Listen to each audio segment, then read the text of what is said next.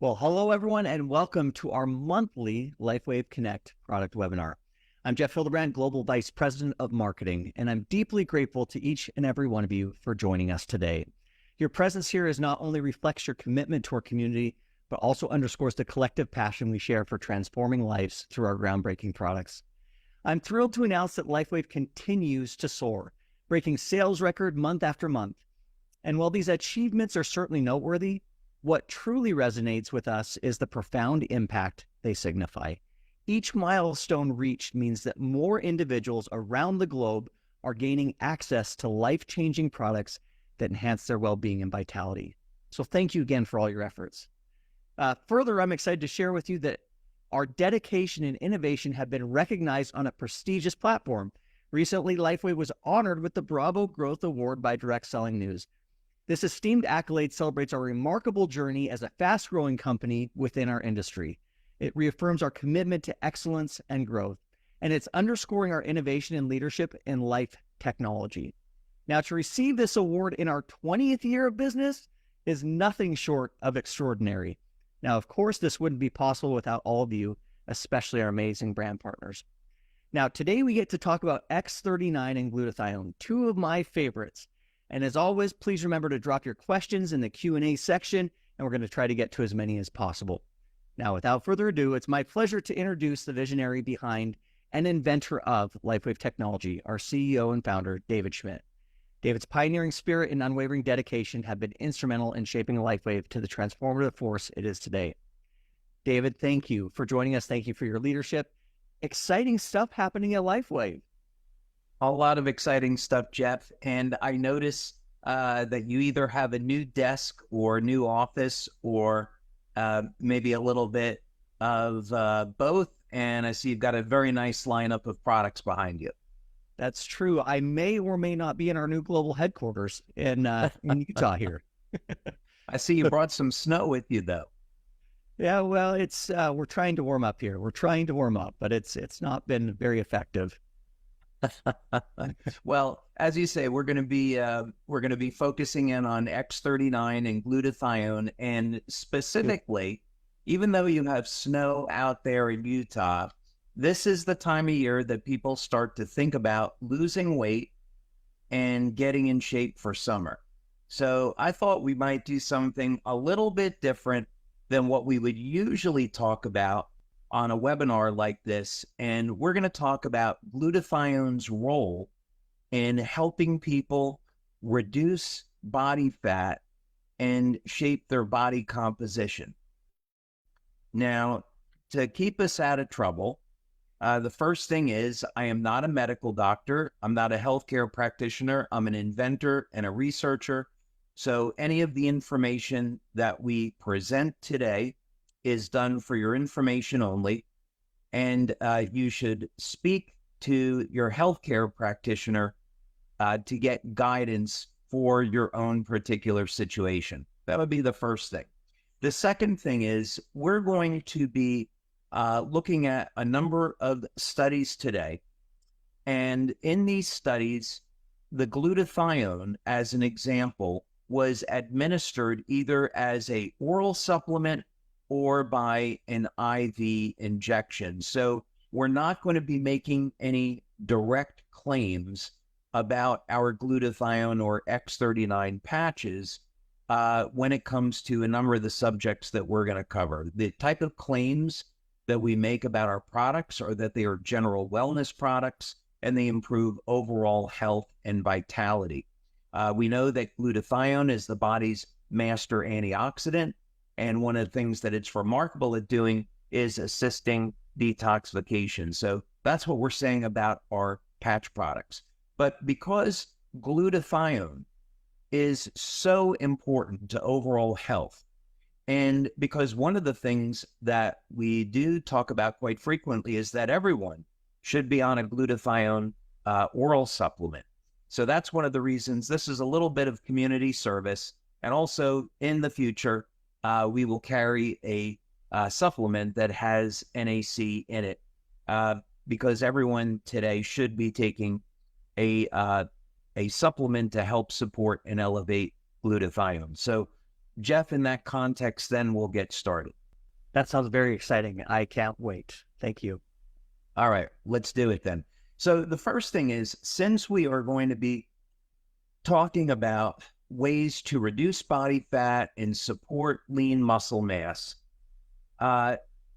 if you haven't exercised in a while and you don't have a proper diet, we would definitely recommend that you seek the help of a healthcare practitioner in guiding you with this. The one thing that you don't want to do if you're overweight is start a diet and exercise routine and go too fast, too soon, and then run into trouble. This is something where you should be seeking the expertise of a healthcare practitioner that can help you out in this regards. That's going to be the first thing. The second thing is, and we will talk about glutathione here specifically, is that all of these things work well when you are on a diet and exercise program, and specifically exercise. I would definitely agree with doctors like Peter Attia, who state that exercise is the most powerful drug that's known, and it outperforms drugs. And of course, we don't refer to it as a drug here. But the power of exercise should not be underestimated. And some of the things that we're going to see in these studies, which is interesting, is that the reason why the glutathione does what it does is because exercise is involved. So I don't want you to think that you can take a pill or get an IV drip of glutathione or copper peptide and expect some of these results. If you're aiming for detoxification, anti-aging, overall health, that's one thing. But if we're looking to change body composition, we have to have a solid program of diet and exercise. So that's really important. So let's dig into this. Oh, the other thing before I start getting into the studies is this webinar is going to take a very interesting turn. And you're going to see some information you may not have seen before. And so I've prepared a few surprises here and there that I think you're going to enjoy. So let's go ahead and get into it. Okay. So the first thing is, let's take a look at this first study, because when we're talking about reshaping body composition, reducing body fat, we have to think about what fuel is going to drive the body. And in this particular case, we're talking about our macros, our fats, our carbohydrates, and our protein. So we're not going to look at a diet where a calorie is a calorie. That's kind of nonsense. We all know that having a healthy diet as opposed to consuming a lot of processed foods is going to yield very different results. So 2,000 calories of organic food is not the same as 2,000 calories of junk snacks. Okay? So that would be the first thing. The second thing is we want to think through the process of exactly why does the body store fat in the first place. We know this is a survival mechanism. Before food was plentiful, we had to have, as human beings, mechanisms to store energy and store it as fat so we would have it when there wasn't any food available. So a simple way to think about this is that when you are not eating, your body is mobilizing growth hormone and other hormones like testosterone.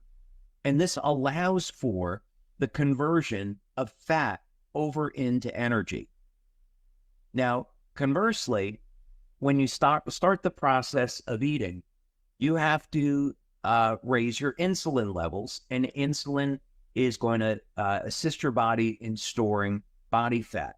So this is why many people like to use intermittent fasting as a method, as a tool for helping to manage their body composition, because we can extend the period of time with which our body is producing growth hormone and testosterone, and this assists the body in reducing body fat. But let's take a look at what glutathione has to do with all this. And remember, let's look at this through the lens of people engaged in exercise. We're going to find some really interesting things here. Okay, so first, this clinical study, glutathione supplementation suppresses muscle fatigue induced by prolonged exercise via improved aerobic metabolism. So aerobic metabolism, of course, is where we have oxygen and it's converting carbohydrates over into energy. Now, I'll tell you a quick story. Back in and around 2008, I was with Dr. Steve Haltuanger, and we were down at Army Aeromedical in the United States, and we were meeting with researchers from the United States Army. And they were back then looking to put every active military personnel on a glutathione supplement. And their goal was to do that by 2025. And they were doing it for two reasons. Number one is that at that time, hearing loss was the number one disability in the U.S. military, which is easy to understand. But number two, they began a change in their mindset. And the change was that they were looking at people in the military as being high performance athletes. So research at the military determined that supplementing with glutathione was the best way to improve athletic performance.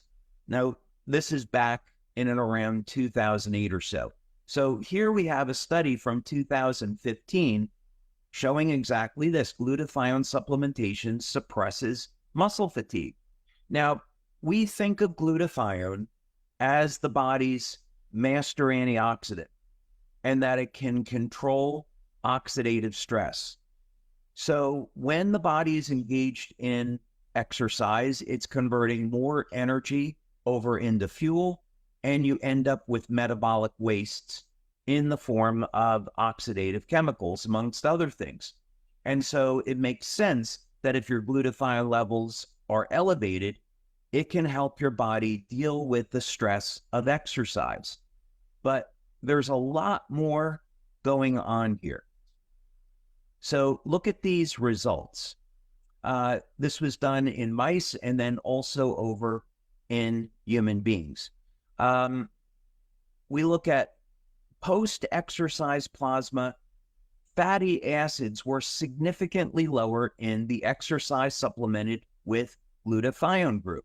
So here we're seeing a relationship between exercise, fatty acids, and glutathione.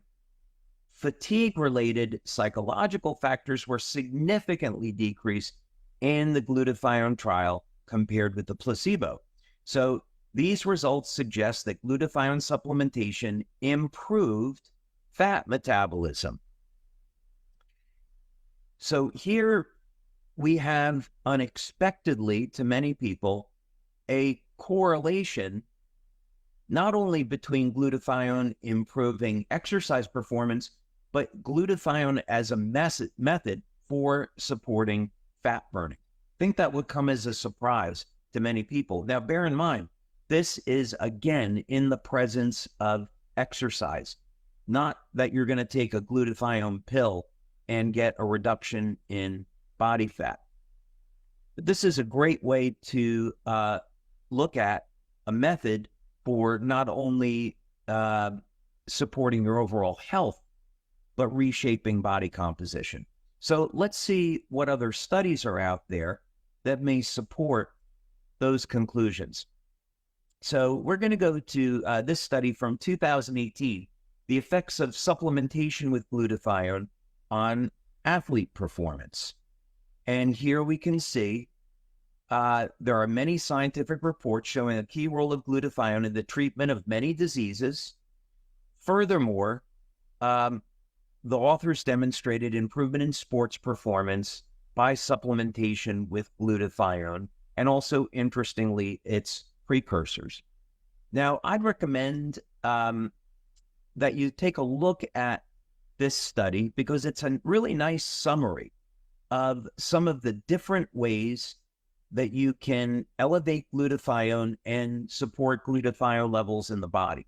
Many times on these webinars, I will recommend NAC, N-acetylcysteine, as a method for elevating glutathione, but there's other methods. We can see here, glutathione is a tripeptide composed of glutamate or glutamic acid, cysteine, and glycine. And we're going to take a look at the chemistry of how glutathione assembles actually, because that's going to be important relative to its role in controlling fats in the body. But this is a nice article showing some of the relationships between glutathione and sports performance, and as I mentioned, a number of ways to elevate glutathione. Another thing here that I wanted to point out, when we're talking about exercise and specifically resistance training, one of the benefits of resistance training is that it increases the number of mitochondria in the muscles. And this is important because the mitochondria, of course, is the powerhouse of the cell. So when you're placing demands on your muscle through resistance training, could be body weight exercise, weightlifting, yoga, these types of things.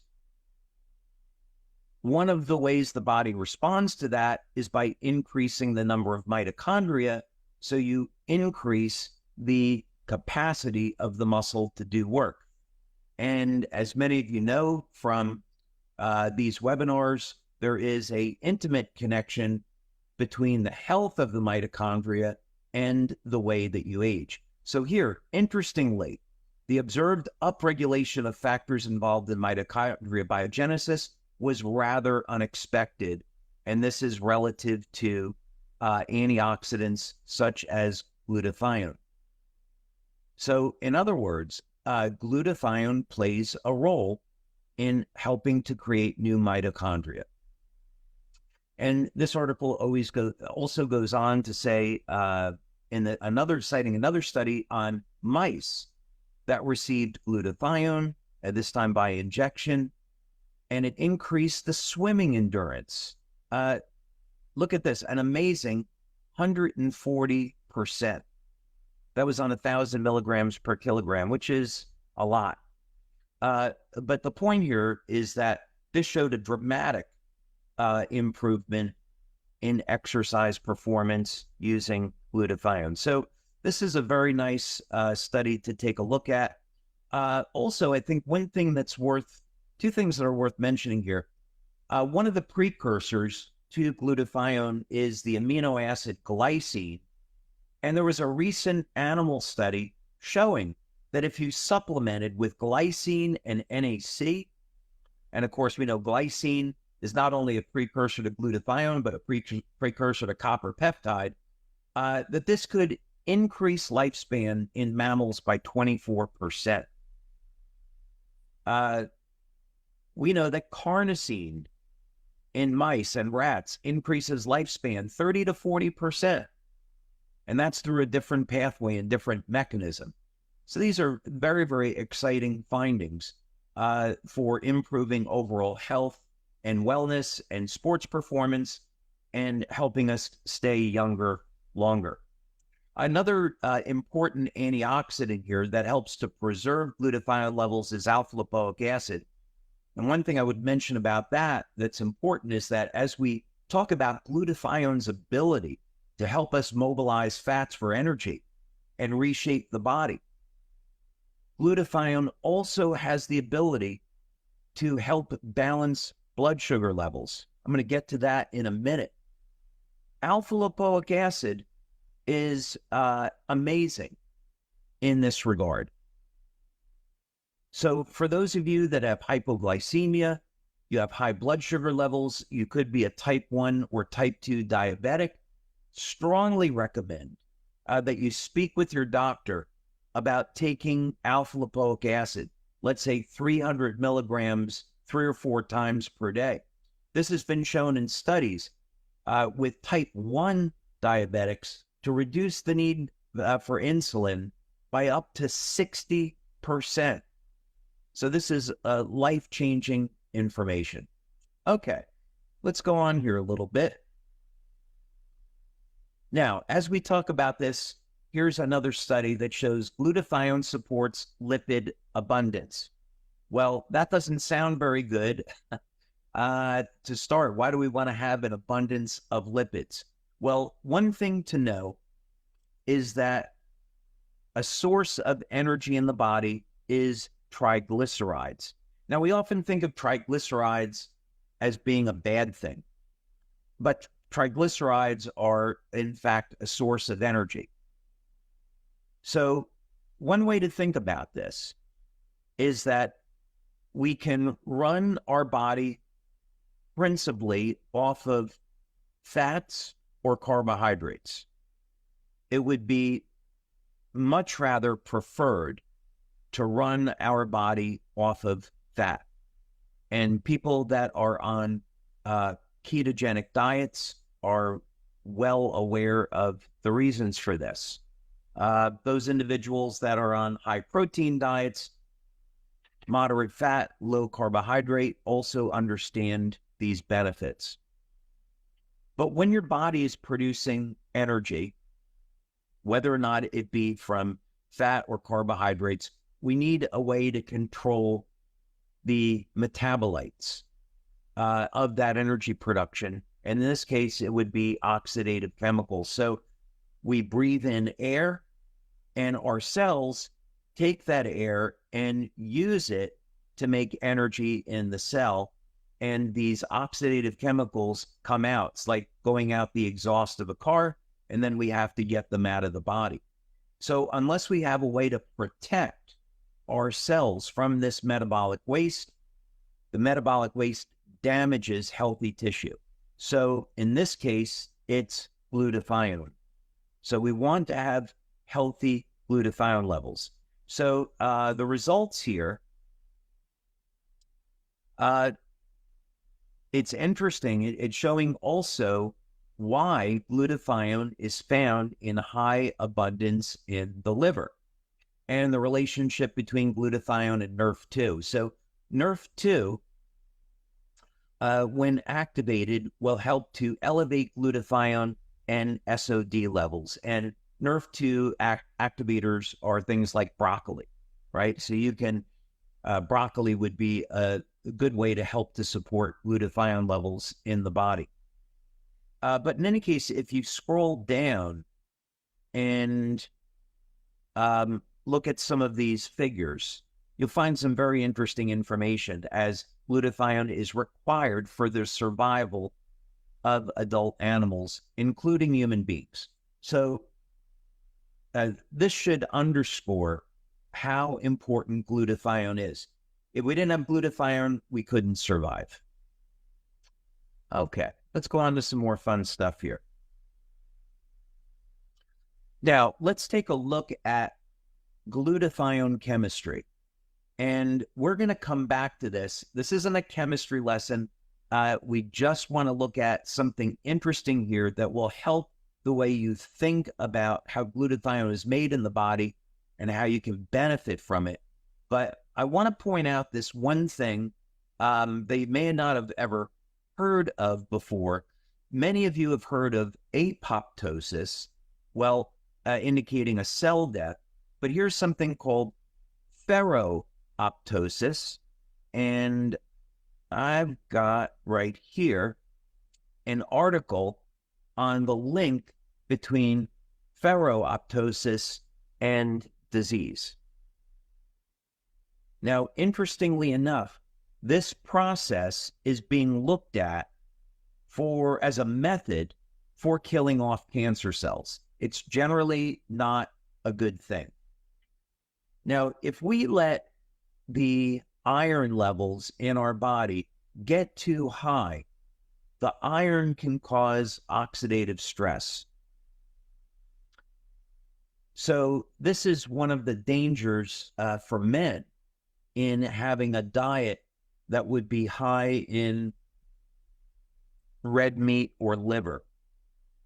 Men particularly run the risk of getting their iron levels too high and having this cause oxidative stress, and this could lead to disorders like Alzheimer's disease or Parkinson's disease.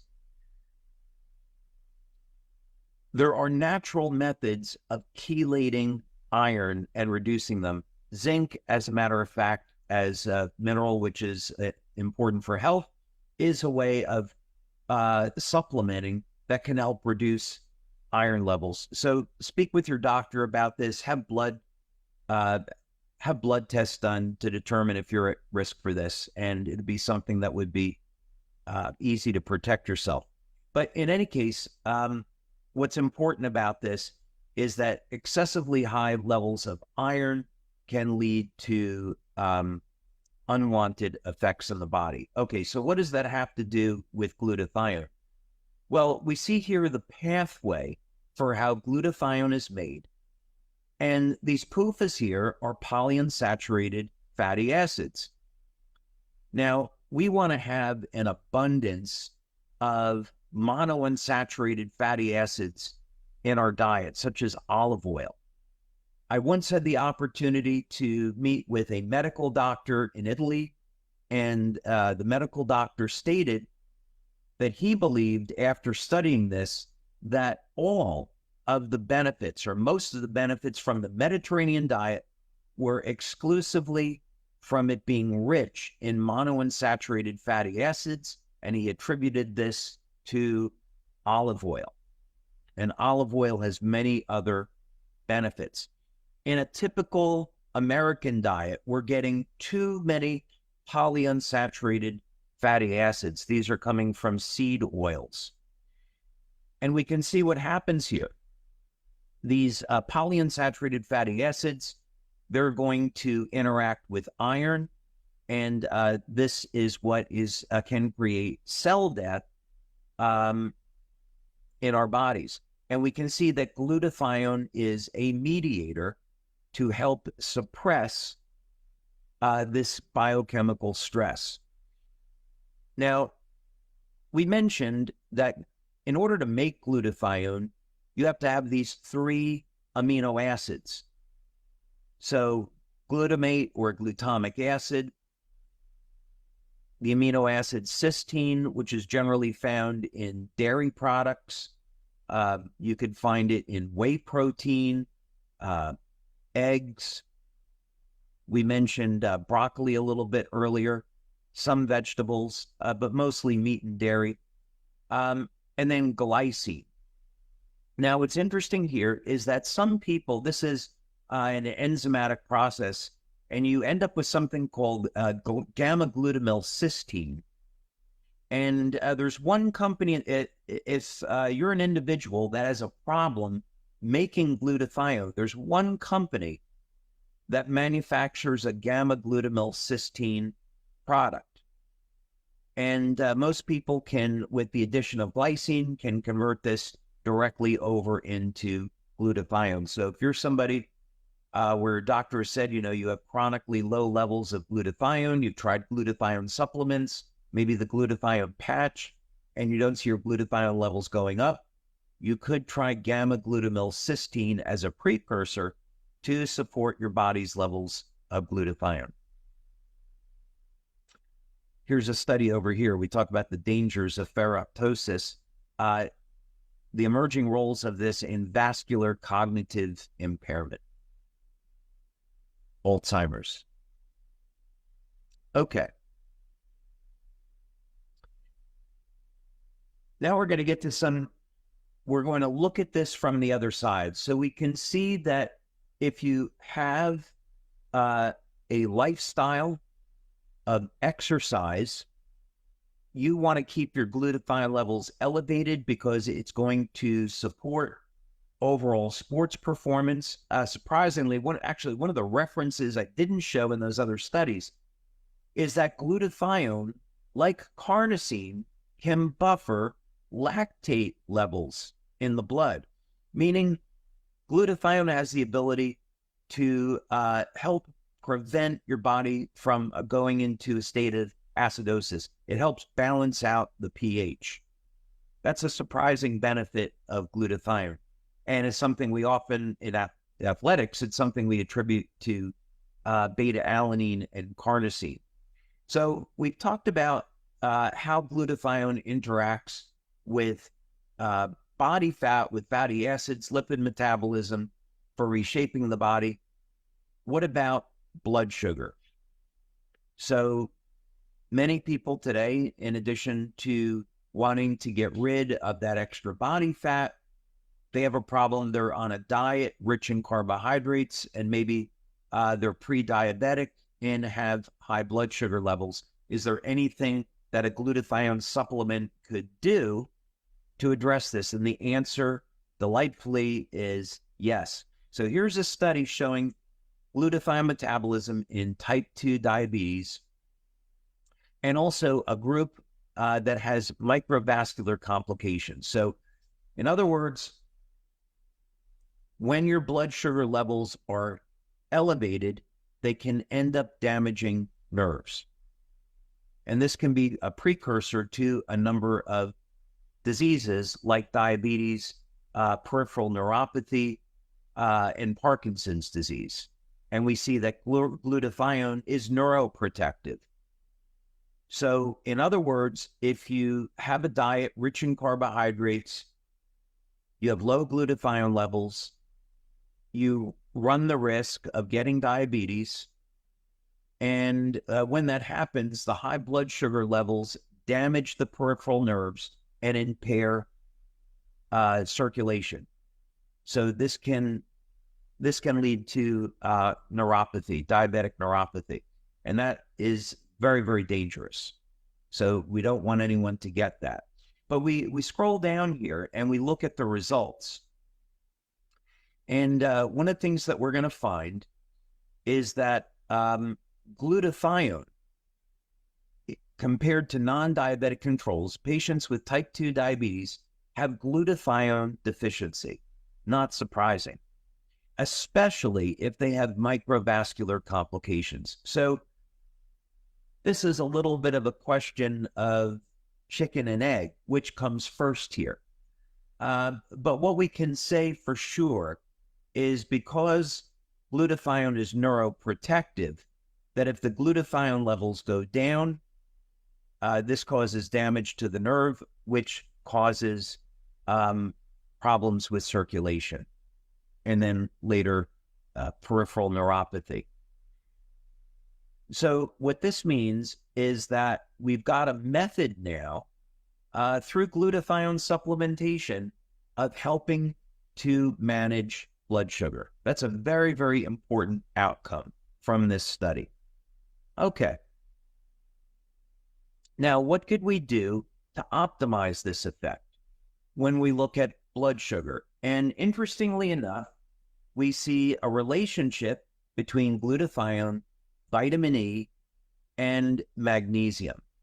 So these data show a clinical link between vitamin E administration, magnesium, the ratio between glutathione and oxidized glutathione, and glucose metabolism. So these are really things that medical doctors should be trained in, which they're not, unless you have a medical doctor that's a clinical nutritionist, because this is an incredibly simple, cost-effective intervention for people that are at risk for developing diabetes. Imagine you can get over-the-counter a glutathione supplement, magnesium, vitamin E, and it's going to have a whole host of benefits, including managing blood sugar. Now, we started talking about body composition, and the reason why we're interested in this is that if you can control your blood sugar levels, you're going to reduce your levels of body fat. So there's been studies done on alpha lipoic acid as one example. where people given alpha lipoic acid, it bypasses the insulin spike, and these people lose weight by taking this supplement. And it's not technically a fat burner. It's how it's helping the body to manage blood sugar. So we would put glutathione in this category. So if this is something that you're struggling with and you're interested in, here's a way to optimize the effect through supplementation of vitamin E and also magnesium. Now, magnesium is something that everyone should be taking anyway, because it's involved in so many different systems in the body. So let's say what a doctor might typically recommend is 400 milligrams of magnesium daily, maybe 200 milligrams twice a day. I prefer magnesium glycinate. That's magnesium that's bound to glycine, since you want to get glycine into your body. Magnesium citrate is a common form. Magnesium taurate is an excellent form of magnesium. Okay. Now here, thought we would take a look at this. Now, this is not a clinical study. This is just an article. And what you will find is that there are many clinics today that will give an IV of glutathione as part of an overall health and weight loss program. So when you're going to go to a doctor, you're going to go to a clinic and get an IV of glutathione. This can help with detoxification. And again, I'd say if you are exercising, then great. This is elevating your glutathione levels, keeping in mind that when you get an IV, the glutathione goes in and out in your body in about an hour or so. Half-life of glutathione is about 7 minutes. So glutathione IVs are wonderful for detoxification. But you want to elevate your glutathione levels, you have to look at some other methods. So again, for the purpose of claims, we'll just talk about glutathione supplementation. So this article is a nice article showing about how some doctors feel about using glutathione as a weight loss tool. And what I would tell you is glutathione supports exercise performance, and supporting exercise performance is going to support reduction in body fat and building lean muscle. That's probably a good way to think about it. Here's also a study that I wanted to point to on this, because our company, of course, is so focused on anti-aging and eventually age reversal. We should remember that in the big picture, how long we live is directly associated with our body's levels of glutathione. So there's this intimate connection between glutathione and aging. So this means that in the short term, keeping your glutathione levels elevated is going to help your body manage body fat, support energy production, support athletic performance, and doing that daily in the big picture means that you can stay younger and healthier longer. So in the big picture, that's what we would think about. Now, we're going to cover one more thing now, and it is off topic, but in preparing for this webinar today, I wanted to bring this back up. And this is something that I covered on a webinar a few years ago, and it was during the pandemic. Now, we're out of the pandemic. COVID is still around, and the good Lord only knows what we're in store for in the future. But I thought I would bring this back up, and it's a reminder. It's a reminder that when everyone on the news was telling us the only way out of the pandemic was through vaccines, there were good studies that were coming out showing how things like glutathione and vitamin D, amongst many other things, could be used as effective natural treatments in preventing some of the serious side effects of COVID-19. So this is how important glutathione is to our overall health. So I would encourage all of you to take a glutathione supplement daily. COVID is still around, and now it's something that we have to live with. And if nothing else, use it to protect yourself from future pandemics. So, Jeff, with that, I'm going to take a sip of water, and I'll be happy to answer any questions. Yeah, absolutely fantastic information and just so relevant. As you mentioned, at this time of the year, we're going into summer. A lot of people are focused on, burning fat and weight loss. So incredible information. And glutathione is one of my favorite products. And I've been taking NAC since you talked about it, a year ago on a webinar. So it's a fantastic supplement. So that leads us to one of our first questions, and I know you've talked about this a little bit, but just for extra clarity, the question did come in. Is it necessary to use NAC while wearing the glutathione patch? So that depends on a person's diet. So what I would say is we recommend that people take NAC to ensure that they're getting enough cysteine in their diet to make glutathione. It's not required. So if someone has a diet that's rich in eggs and whey protein, they're taking vegetables that help to promote glutathione levels, then it may not be necessary. But I would say that if someone wanted to because glutathione is so important to a person's overall health and NAC is relatively inexpensive, I would say that it would be like insurance.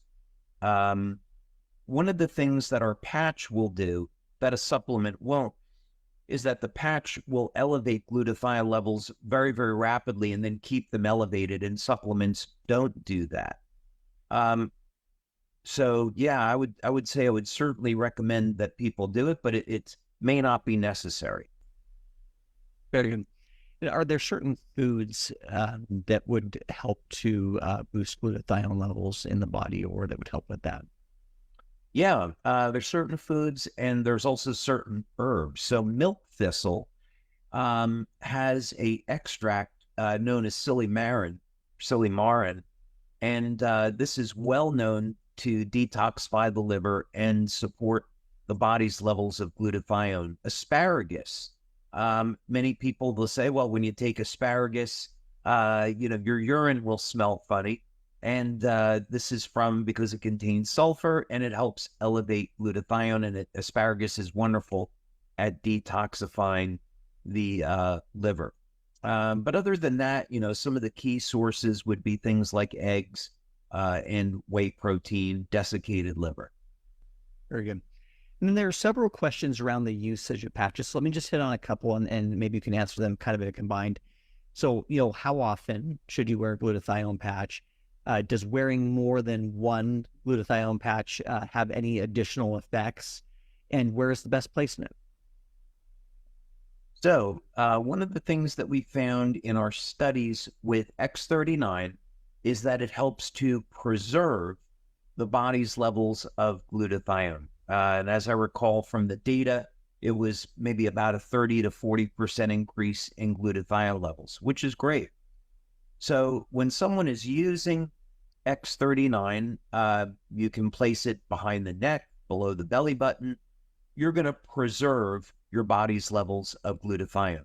Now, the glutathione patch, on the other hand, when we started doing these studies, we found that it was increasing glutathione levels by an enormous amount. In many cases, on average, in one of the studies in particular, it was about a 300% increase as an average. So that would lead to a very, very rapid detoxification. Now, in those studies, people were simply applying the glutathione patch below the belly button. It was not needed to be placed at a specific point. However, what we also found, as with many of our patches, is that when people had pain, for example, on their knees, they could place a glutathione patch at the point of pain, and elevating glutathione is going to reduce oxidative stress, and that can help to manage pain. So we did find in practical experience that people could put the glutathione patch at the point of pain, and that would help to manage the pain. Other than that, just the patch below the belly button was fine. Very good. Now, I know we've talked about in the studies early on in the call, we talked about the fat reducing ability of glutathione, specifically the body composition and things. In recommendation of glutathione versus SP6, is there a different mechanism there, or is there a difference, a recommendation there? This one's trying to lose weight. Yeah, they're completely different in the sense that SP6 was designed to help people manage cravings and manage blood sugar. So it's a very different mechanism than glutathione. I would say, when we talk about this subject of reshaping the body, it's so critically important that people look at every single tool that they have for this. And foundationally, that absolutely should start with exercise, proper diet, and also getting proper rest and drinking lots of water. If that foundation is not there, then any type of supplement is just really not going to get the job done, with very, very few exceptions. Yeah, I mean, if we went back 20 years ago, before it was banned, there were ephedra products on the market that would legitimately induce thermogenesis and reduce body fat without exercise, but those products have since been taken off the market. Yeah. But in any case, we still want to promote exercise and healthy eating, making proper lifestyle choices as the correct path to take for overall long-term health. The other thing is that we can't get around is that through exercise, we're going to improve the health of the cardiovascular system, reduce our risk of stroke, reduce our risk of heart disease, and those are some of the other benefits that come from that. So I would say once people have that foundation, then using products like the glutathione patch is going to help support the overall results. Of course, we also have studies on X39 and X49 for improving results, and that's a good way to think about these products as exercise aids. I love that. And, in all of our LifeWave Connects throughout the past couple of years, it seems like that's a recurring theme is build a solid foundation, good diet, good exercise, do the right things. And that's really the foundation you want to sit on. Absolutely. So, Dave, does the body know when to shut off making glutathione? In other words, can you stimulate too much production? So the body has positive and negative feedback loops to balance everything. So, for example, let's use another antioxidant, melatonin. And if our bodies were producing melatonin all the time, we'd be sleepy all the time. And in fact, there's some evidence that our bodies do in fact produce melatonin all the time, but just in very, very low levels because of its role as an antioxidant. But very, very clearly, for people that are on, a typical schedule where they work during the day and they go to sleep at night, the melatonin levels are going to start to rise once the lights turn off and we lay down to go to sleep. So that's a natural cycle. And when we wake up in the morning, now our melatonin levels shut down. We find this with testosterone. So testosterone levels are going to be at their highest in the morning. And this is why men get what's called morning wood. And we know that the testosterone levels are going to decline after that. It's also why many men like to go to the gym between 4 and 6 a.m. because their testosterone levels are very high then. So the body has these cycles. Now, glutathione is a little bit different because we need to be making glutathione all the time.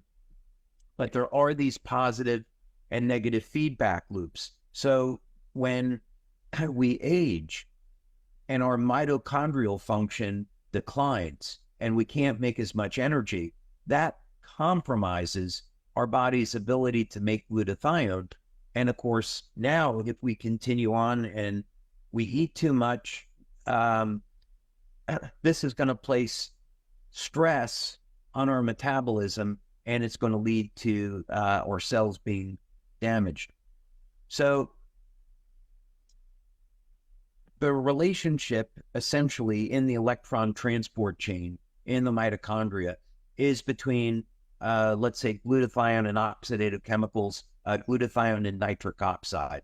So those two play a role where they balance one another out through these feedback loops. So when glutathione levels get high enough in the cell relative to the cell's need for survival, production of glutathione gets turned off until more glutathione is needed. And this happens very quickly. Oh, very nice. So there's a question here. I've read that one of the causes of weight gain, especially in the midsection, is cortisol production, often from extended stress. Does glutathione help with this?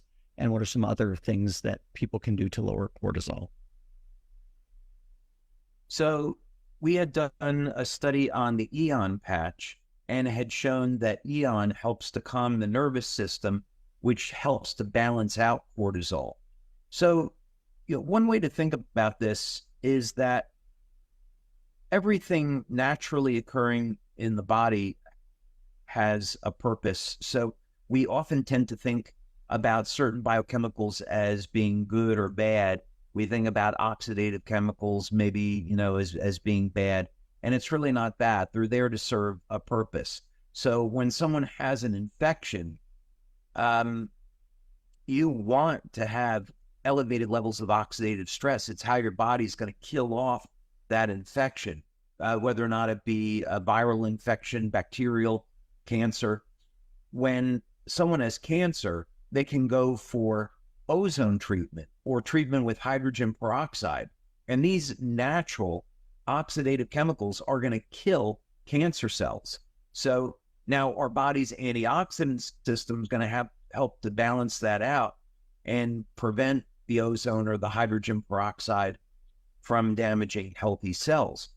But we can use these things in quite constructive ways. So when we think of cortisol, it is a mechanism by which our body deals with stress. Our adrenal glands are meant to support us during times of stress. But if the stress is chronic, if the stress is acute, if it's temporary, then our bodies handle it just fine. But if the stress is consistent, if it's chronic, that's where most people have the problem. So a good way to think about this is to be in relationships that are loving and caring, have a network of people around you that love you and support you, engage in activities like exercise to help manage physical stress, and so forth. And the Eon patch certainly is a way of helping the body cope with stress. Glutathione patch will help the body deal with chemical stressors. Hey, very good. I think we did a whole webinar on this next one, and so maybe 5 minutes isn't enough to answer it, but there's a question in relation to glutathione and skin health. Oh, wow. Okay. So yes, there was, we did a study back, maybe it was around 2006, 2008. And actually, Jim Caldwell he's our VP of Special Projects. He was around at that time. And I think the way that I'll say this is we were looking at a product that was in the form of a spray. And I'll say we had a method for elevating glutathione. And what we found was that this would dramatically reduce acne. Now, we went to a law firm that specializes in nutritional marketing, and they said you could never make this claim because acne is a medical condition, and you'd have to go to the FDA and tell them, well, you've got a glutathione spray, and FDA would want you to register that as a drug. So that was something we never did anything with. But we showed that after 3 weeks, acne would go down by 86%. So we definitely saw the power of glutathione in that project. Now, there are many antioxidants that are going to improve the health of the skin, glutathione being one of them.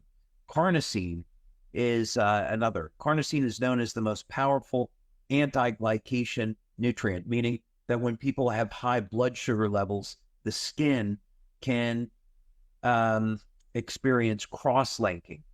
And this leads to skin that is aging. And so by keeping glutathione and carnosine levels elevated, it helps to protect the skin from damage. Very good.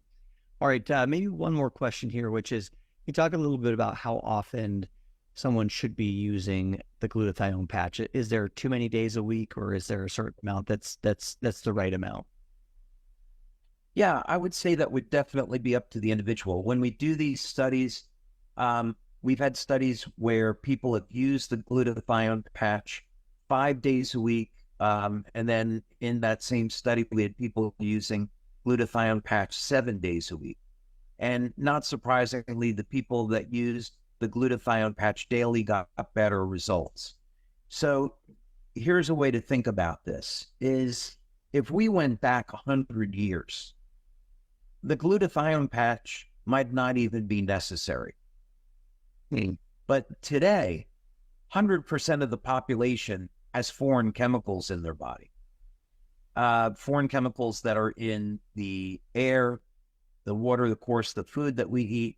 We have to be in a constant state of supporting our detox pathways. So it's making glutathione supplementation necessary today on a daily basis.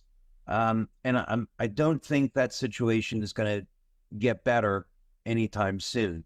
I would encourage our community, if they haven't done so already, is to take a look at the product Appeal, which is getting sprayed on fruits and vegetables here in the United States. Our friend Bill Gates is behind that, and they tell us it's safe.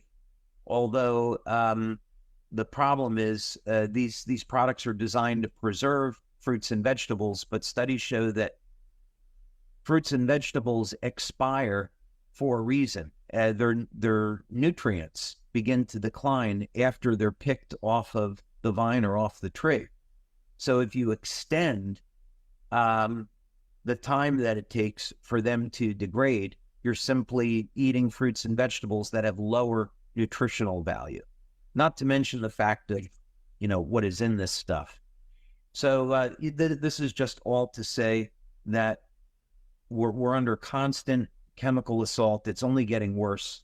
And I would strongly recommend that people supplement with glutathione and have a lifestyle to support protecting their cells and detoxification.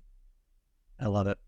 Well, it always happens, but it seems like we never have quite enough time to answer all the questions. So we try to get through as many as we can. But David, we're out of time. So before we close out here, is there anything else you would like to share with the community here? I would first like to thank everyone for the amazing March that we had, biggest month in the history of the company. I want to thank everyone for getting us to the point of being the #1 company in the industry for growth these past 4 years. That would not have happened without an amazing community of leaders, an amazing community of brand partners. And I know, Jeff, you and I and the rest of the corporate team are just so very grateful that we're in this position. It's really amazing. And I feel very blessed that we are where we are. So my heartfelt thank you to our community. Very good. All right. Well, thank you so much, David, for sharing with us your knowledge and your expertise. We're grateful for you, and thank you for joining us today. We will see you next month. Thanks, everyone. Bye.